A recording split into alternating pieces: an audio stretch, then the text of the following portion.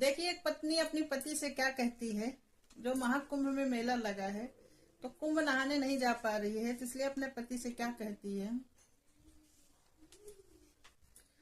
हमहू का कुंभ नहवावा बलम जनी देरी लगावा हो। हमहू का कुंभ नहवावा बलम जनी देरी लगावा हो।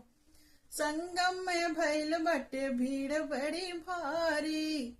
संगम में भइल बटे भीड़ बड़ी भारी। डुबकी लगावल गई मयूर काकी। डुबकी लगावल गई मयूर काकी। हमहू के गंगा नहवावा बलम जनी देरी लगावा हो। हमहू का गंगा नहवावा बलम जनी देरी लगावा हो। गंगा माई माँ डुबकी लगौबे। गंगा माई में डुबकी लगौबे। श्रद्धा से माई के दियना जलौबे। ई है बामन सा पुरावा बलम जनी देरी लगावा हो।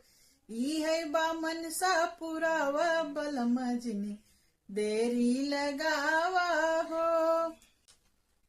गंगा मैया से मंगबई मंगनवा। गंगा मैया से मंगबई मंगनवा। अमर सुहाग रहे गुंदी के ललनवा। अमर सुहाग रहे गुंदी के ललनवा।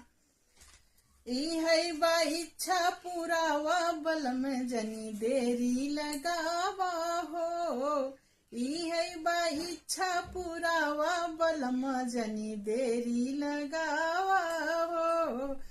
हमहू का कुंभ नहवावा बलम जनी देरी लगावा हो।